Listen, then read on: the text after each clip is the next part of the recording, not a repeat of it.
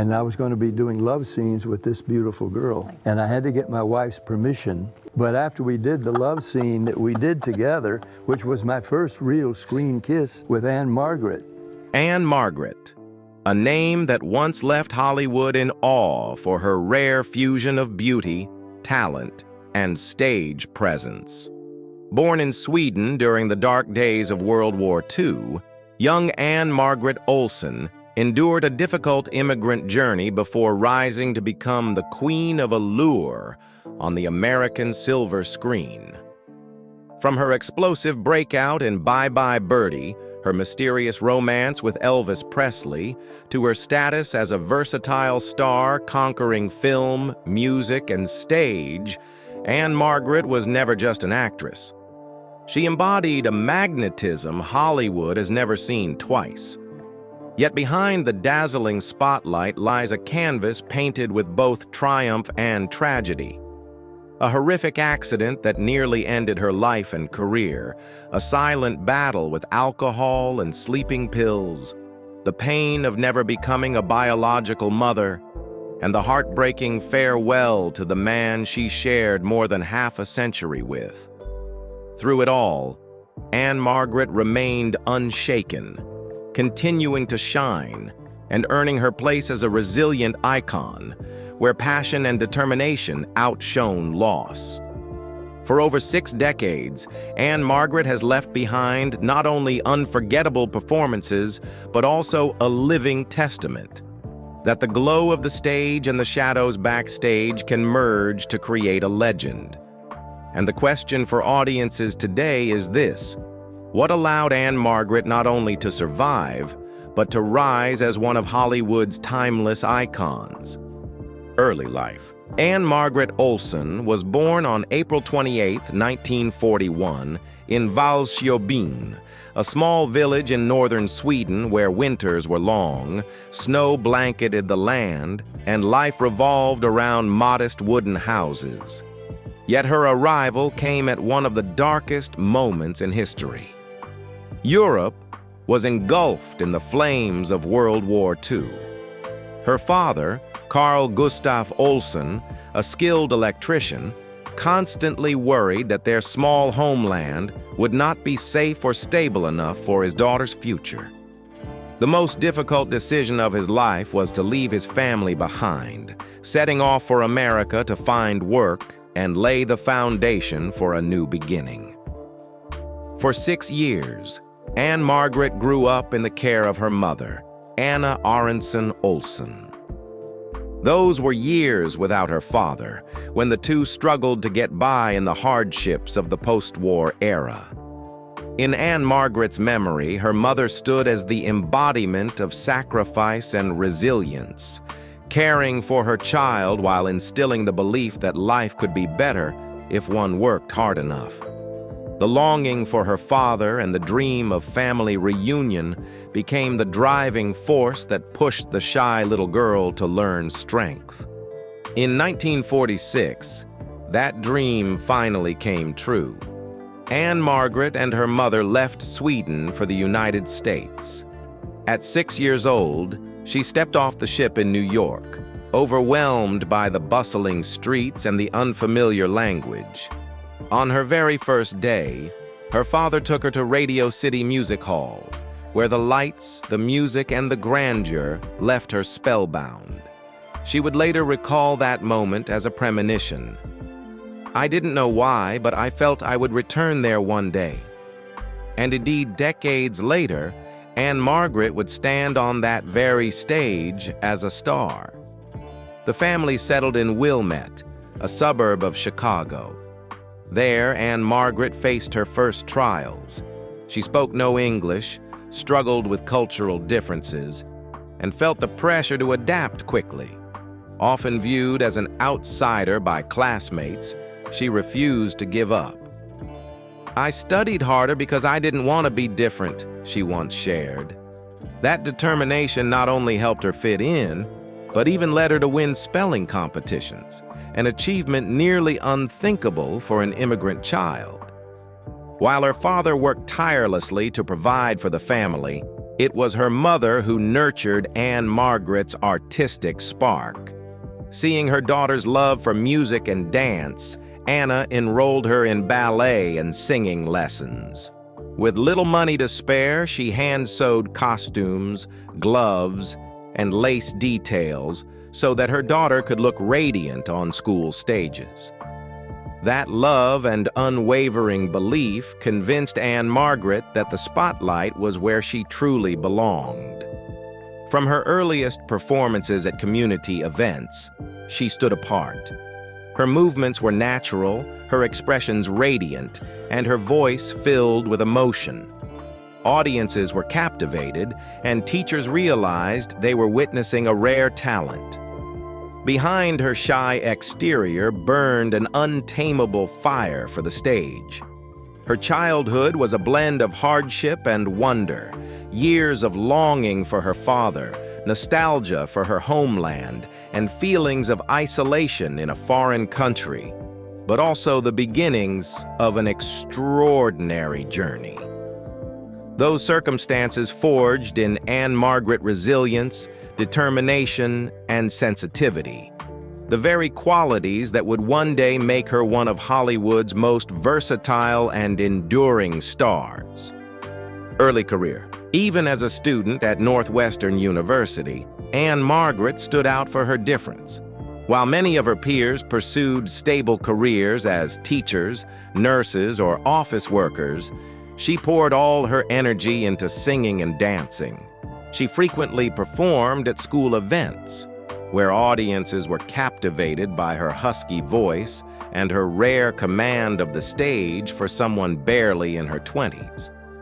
Professors and classmates alike soon realized she wasn't just a talented student. She was a star waiting for her moment to explode. Ann-Margret's confidence, however, wasn't innate. She had once been a shy, quiet girl, closely attached to her mother. It was only on stage that she seemed to transform into someone else, her eyes blazing, her body moving with boundless energy, her voice stirring every emotion. The way she merged with music convinced many that the spotlight was made for her.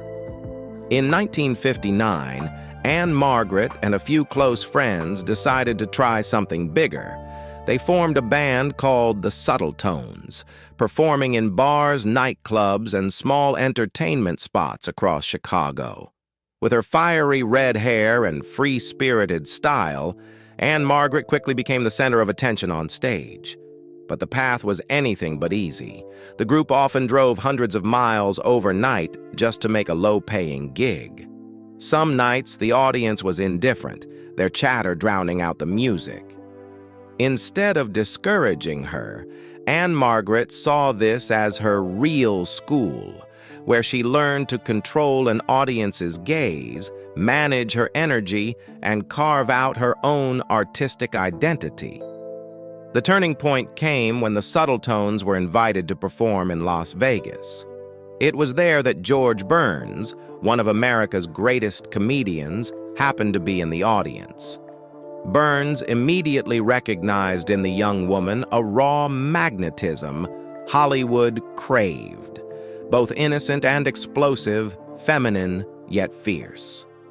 After the show, he approached her and invited Ann-Margret to join his act in Las Vegas. For a young performer, this was a monumental leap. Sharing the stage with George Burns meant that Ann-Margret was suddenly performing in one of America's grandest entertainment venues before thousands of spectators. And she did not disappoint. With her smoky, sensual voice, fiery spins, and rare confidence, Ann-Margret electrified the crowd. Hollywood producers began taking note, scribbling Ann-Margret Olsen into their lists of rising names to watch. In 1961, at just 20 years old, Ann-Margret signed a recording contract with RCA Victor, the powerhouse label that had elevated Elvis Presley. Her debut album, And Here She Is, Ann-Margret, was soon released, introducing the public to a voice both wild and alluring. In particular, the single I Just Don't Understand became an unexpected hit, breaking into the Billboard Top 40, a rare feat for a newcomer. Critics described her voice as a strange yet enchanting blend of jazz huskiness and rock and roll fire. Ann-Margret herself admitted that music was the only language through which she could fully express who she was. Her success in music opened the doors to film. That same year, she made her screen debut in Pocketful of Miracles, directed by the legendary Frank Capra. Although her role was small, appearing alongside giants like Bette Davis and Glenn Ford, Ann-Margret still drew attention for her distinctive presence. Innocent, without being bland. Seductive without being forced. The press began dubbing her Hollywood's new face, forecasting a breakthrough career ahead. At this stage, Ann-Margret was not yet a superstar, but she had carved out a meaningful place for herself. With a well-received album and her first steps into cinema, she was still only beginning. But those first steps were bold and decisive, laying the foundation for the dazzling career that would follow. Career success. After her promising early years, Ann-Margret quickly rose into the ranks of Hollywood's A-list with a series of roles that were both alluring and multi-dimensional. If Frank Capra's Pocketful of Miracles, 1961, was merely a modest debut, then Bye Bye Birdie, 1963, truly turned her into a phenomenon. As Kim McAfee, the teenage girl, both innocent and mischievous, Ann-Margret not only displayed her natural charm but also proved her explosive singing and dancing talents, captivating audiences across America from the film's opening sequence. This success established her as a symbol of youth and vitality, opening the door for her ascent as an A-list star. Just a year later, Viva Las Vegas, 1964, opposite Elvis Presley, propelled Ann-Margret to global fame. As the spirited Rusty Martin, she and Elvis formed one of the most electrifying on-screen couples of the 1960s, dazzling audiences with their singing and dancing while fueling endless rumors of an off-screen romance. From that moment on, Ann-Margret was not only Hollywood's queen of musicals, but also a sex symbol on par with the greatest legends. The 1960s also saw Ann-Margret testing herself across genres. In The Cincinnati Kid, 1965, alongside Steve McQueen, she reinvented herself as Melba, a scheming, sensual woman willing to manipulate to get what she wanted. The role proved that she could transcend the singing beauty stereotype and emerge as a serious actress. She continued to demonstrate versatility with Murderer's Row, 1966, opposite Dean Martin, a spy comedy in which she was more than just a decorative presence, but a character with her own intelligence and charm.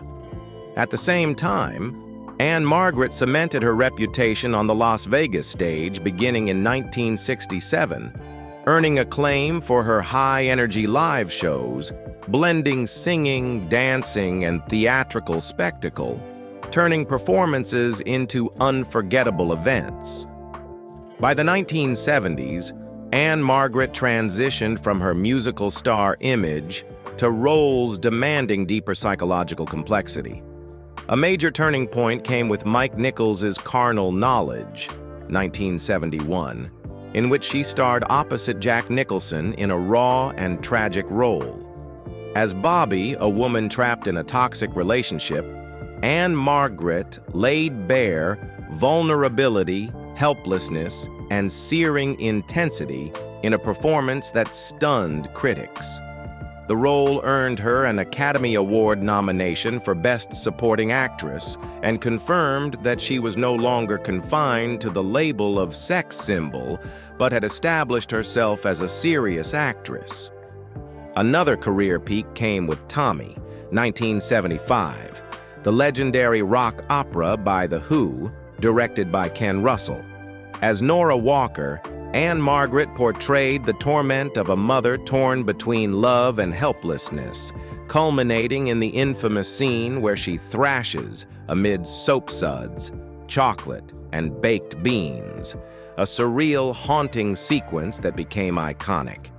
The role earned her a second Oscar nomination, this time for Best Actress, further solidifying her place among Hollywood's most respected stars. Not even personal tragedy slowed her down. In 1972, a horrific accident at Lake Tahoe saw Ann-Margret fall 22 feet from a stage, shattering her face, jaw, and arm. Many thought her career was over. Yet, through sheer determination, she returned within months, co-starring with John Wayne in The Train Robbers, 1973. Her portrayal of a courageous widow seemed to mirror her real-life resilience. That miraculous comeback only reinforced her image as an indomitable artist who refused to be defeated by adversity. In the 1980s, Ann-Margret continued to prove her dramatic depth with acclaimed performances on both screen and television. The TV movie Who Will Love My Children, 1983, moved audiences to tears as she played a terminally ill mother struggling to find homes for her 10 children before her death, a role that won her a Golden Globe.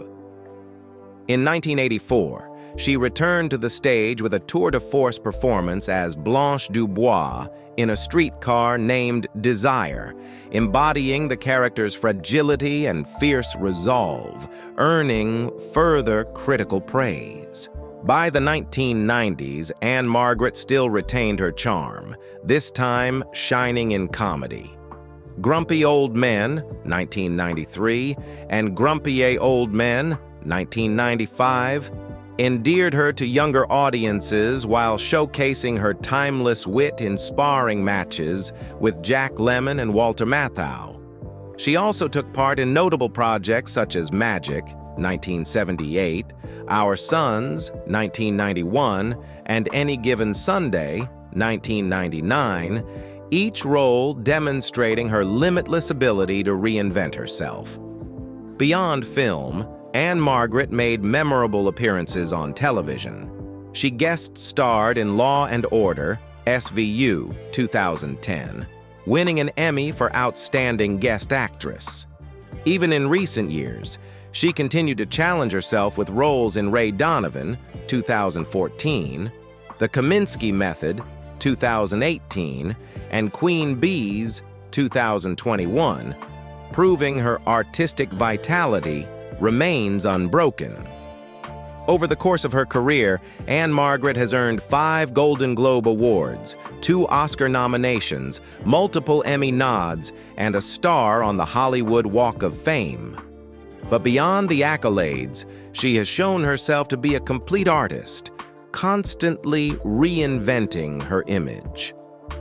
From the sweet, vibrant persona of the 1960s to the raw and layered performances of the 1970s, the charming comedies of the 1990s, and even contemporary works, Ann-Margret has maintained a rare versatility. She is not just a symbol of an era, but a living testament to the enduring power of art, transcending age and time itself. Personal life. If her career cemented Ann-Margret as one of Hollywood's immortal icons, then her personal life painted her as a complex woman, marked by love, loss, and resilience. Every relationship left a deep imprint on her life, from her legendary romance with Elvis Presley to her enduring marriage with Roger Smith. In 1963, Ann-Margret met Elvis Presley on the set of Viva Las Vegas, released in 1964 and later becoming one of Elvis's most successful films.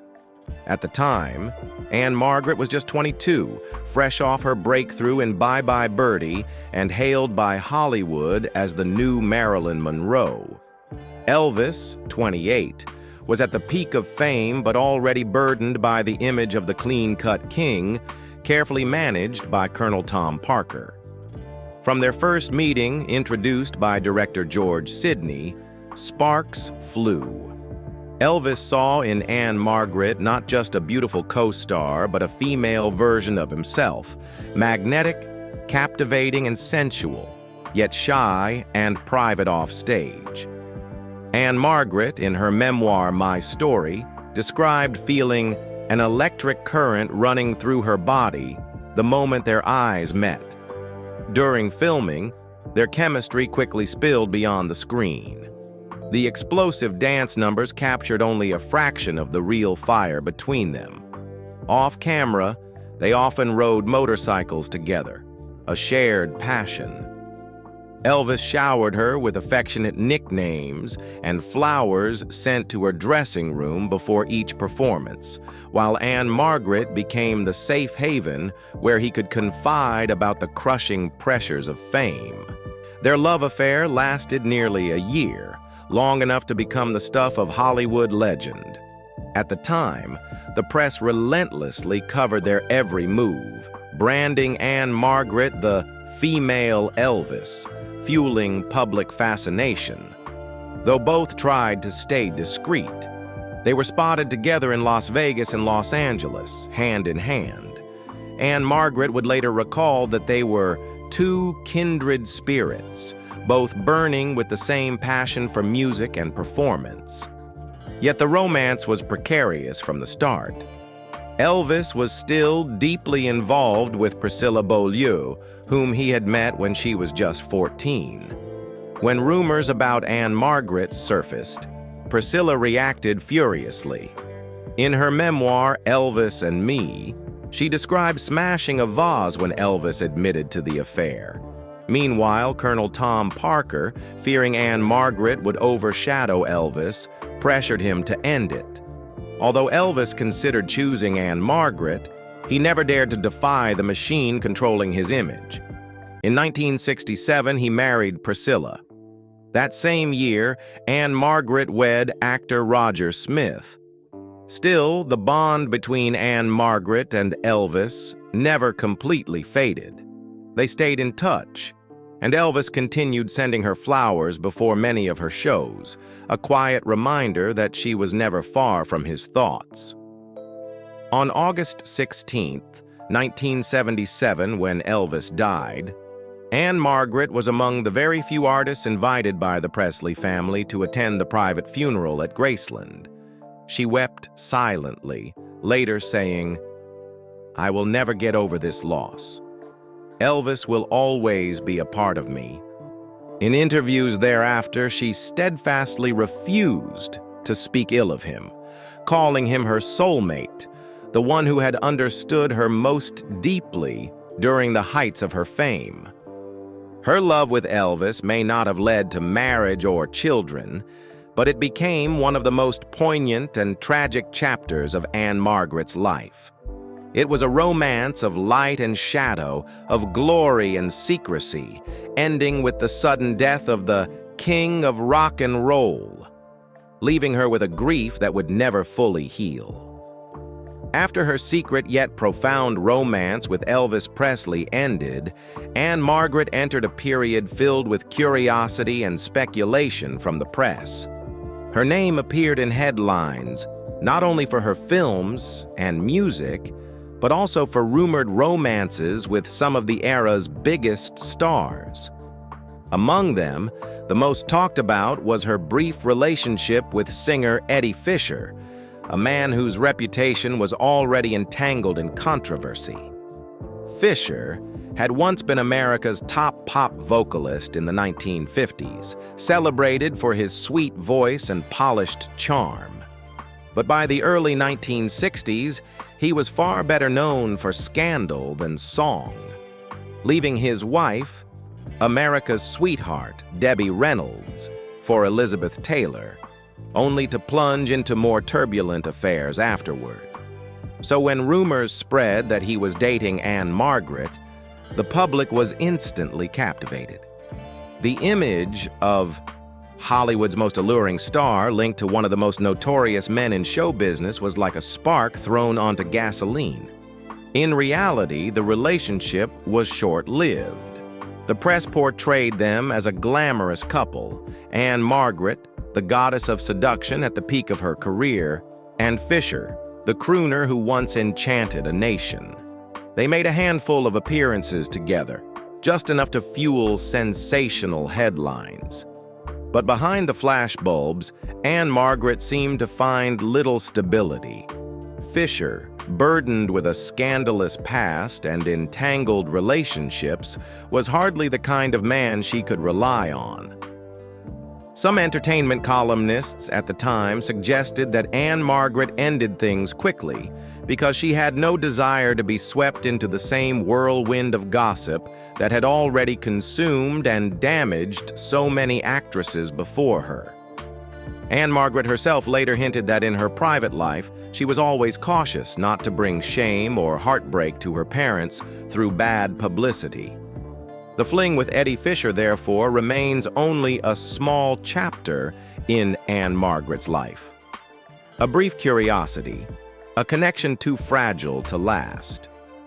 If her love with Elvis Presley was remembered as a fiery and soulful bond, then with Fisher, it was little more than the trace of a noisy rumor, quickly fading into the background of Hollywood's endless chatter.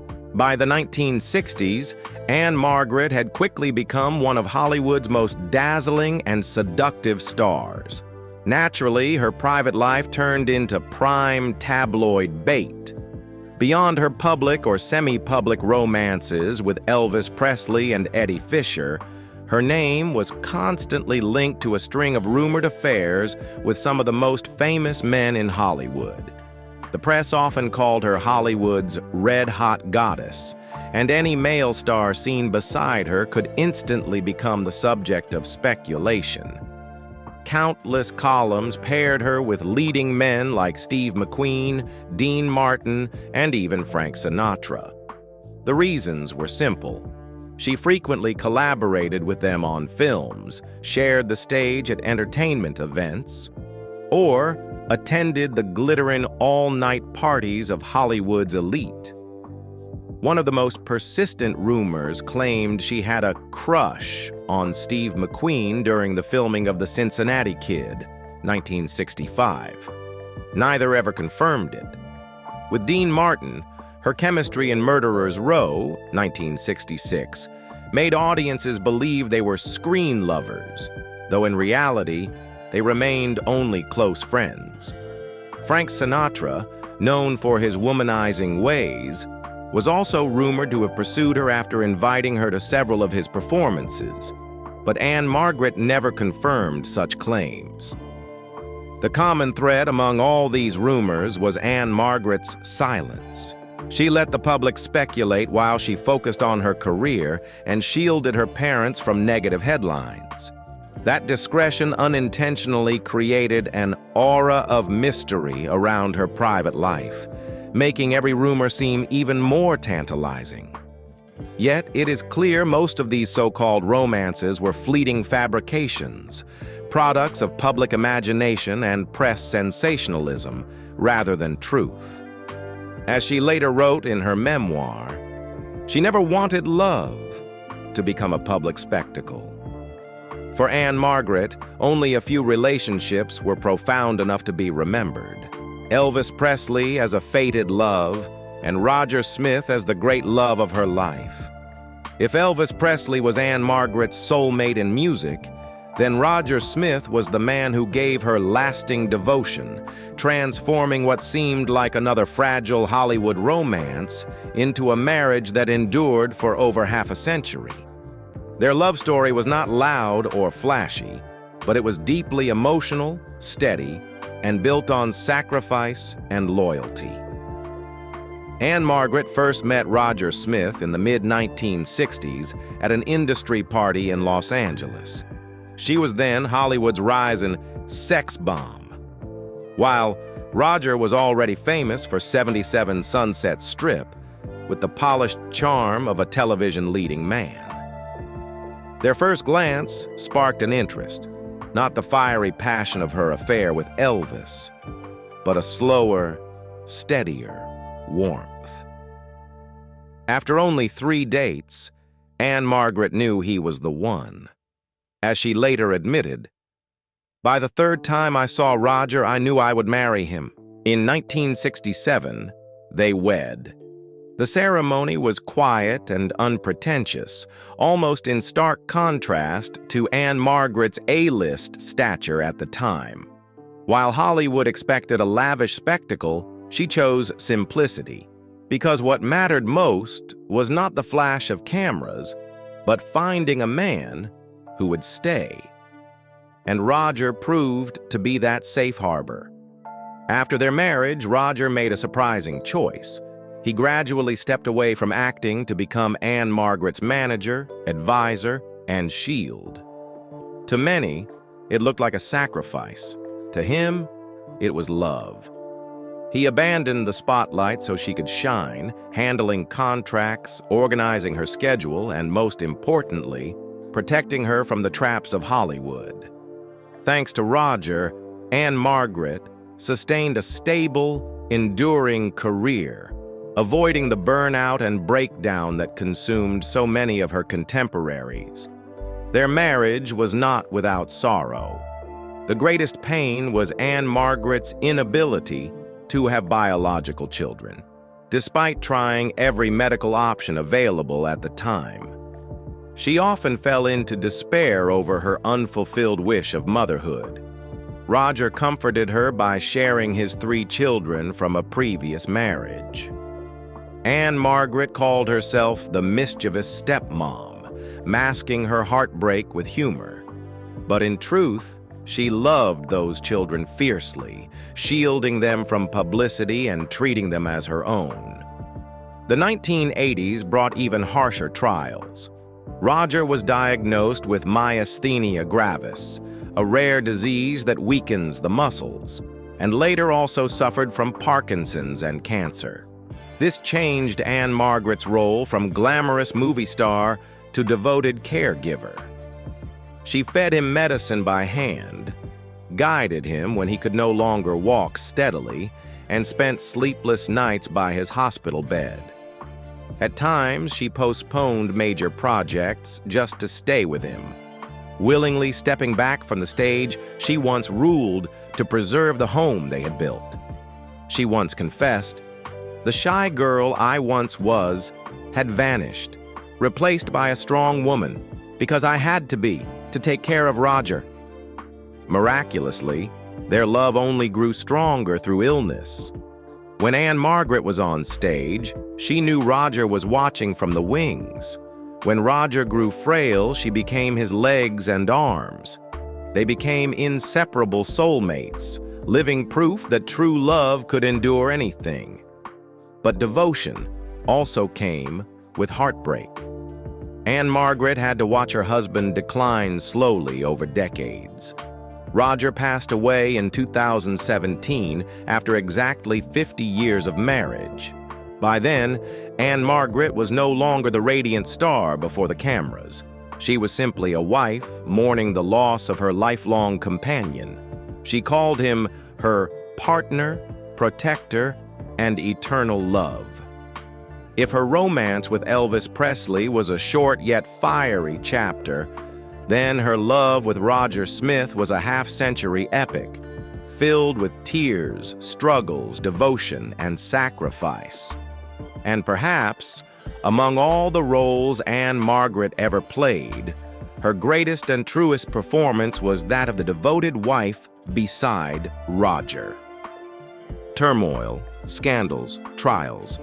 Ann-Margret's life was not woven solely from the glitter of Hollywood lights, but also scarred by wounds both physical and emotional, crises that nearly buried her career, scandals relentlessly chased by the press, and inner battles she had to steel herself to endure. At the height of her fame came the most devastating accident of her life. In 1972, during a performance in Lake Tahoe, a platform suspended high above suddenly gave way, sending Ann-Margret plummeting 22 feet.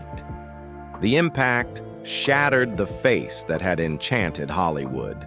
Her cheekbones crushed, jaw broken in 2 places, left arm fractured, and she slipped into a coma for days.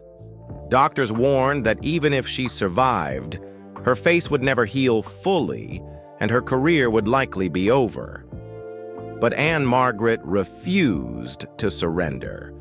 With the desperate yet devoted help of Roger Smith, who famously commandeered a plane to rush her to reconstructive surgery, she endured a series of grueling operations.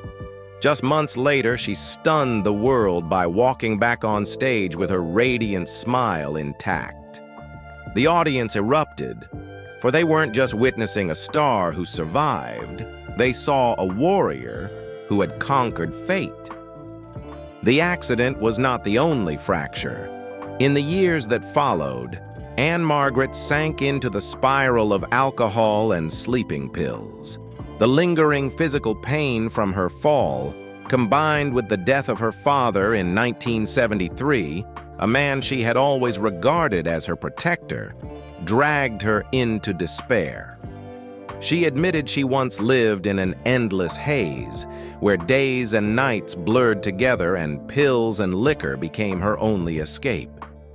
But by 1980, she checked herself into rehab, confronting the darkness in her soul and starting over. She later said, "You never truly get over addiction, but you can learn to control it. Every day is a challenge." It was the raw confession of someone who had touched rock bottom, yet climbed back with unyielding resolve. Her private life, too, became fodder for tabloids. Her secret but fiery affair with Elvis Presley in 1964, sparked on the set of Viva Las Vegas, was splashed across headlines, erupting into one of Hollywood's most sensational scandals. At the time, Elvis was already committed to Priscilla Presley, who would soon become his wife. Their closeness was blamed for straining the marriage. Priscilla later admitted to violent outbursts when she discovered Elvis's betrayal. Ann-Margret, however, never spoke ill of him, nor denied their love. She only described it as an uncontrollable current, a rare bond between 2 kindred spirits. Still, the scandal left her under public scrutiny, branded as the other woman in America's most famous marriage. Even decades later, she continued to test her limits. In the 2000s, at age 60, Ann-Margret indulged her passion for speed on Harley-Davidson motorcycles, often taking long rides across open roads. In 2000, a serious crash broke multiple ribs and her shoulder. Appearing on Larry King Live, she simply smiled and said, "There are 2 kinds of motorcycle riders, those who have had an accident and those who will. I just belong to the first group." It was not recklessness, but the spirit of a woman for whom rising after every fall had become second nature. Looking back, Ann-Margret was never just a star walking red carpets. She fell from stages, drowned her sorrow in alcohol, and endured the glare of being labeled a homewrecker. Yet instead of being crushed, she chose to face, to rise, and to move forward. It was precisely these crises, scandals, and trials that forged the resilient, courageous, and extraordinary Ann-Margret. A woman who shone not only with beauty, but with an indomitable vitality rare in Hollywood. Legacy and influence. Looking back at Ann-Margret's life and career, one does not only remember her as one of the dazzling stars of the 1960s, but also as a timeless icon. With over 6 decades in the entertainment industry, Ann-Margret proved that talent, resilience, and the ability to rise again after tragedy can transform an artist into a living legend. Her first and most visible legacy is that of a multi-talented star. She was never confined to film, music, or stage alone, but combined them all to become a complete entertainer. From Bye Bye Birdie, 1963, to Viva Las Vegas, 1964, to Carnal Knowledge, 1971, she left behind unforgettable marks. Her explosive Las Vegas performances blend in a husky, sensual voice, fiery dance moves, and an electric connection with the audience, set a new standard for American show business. Many performers of later generations, from Madonna to Lady Gaga, learned from her spirit of living fully on stage and her fearless rejection of boundaries. Ann-Margret also became a symbol of resilience within the artistic community. The devastating 1972 accident, her struggles with alcohol and pills, and the pain of never becoming a biological mother, all could have destroyed a star's career. But for Ann-Margret, they became milestones of rebirth. She did not hide her cracks.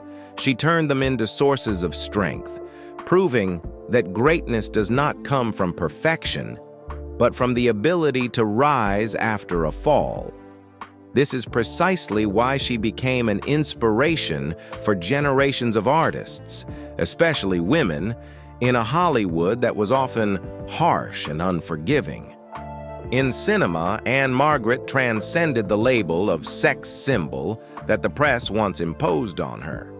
2 Academy Award nominations, 5 Golden Globes, and a wide range of roles, from musicals to psychological dramas to comedies, proved her true acting caliber. From Bobby in Carnal Knowledge, a role that explored the inner struggles of a woman in a toxic relationship, to Nora Walker in Tommy, 1975, a haunting performance that earned her a Best Actress nomination, Ann-Margret showed her ability to break through critical prejudice.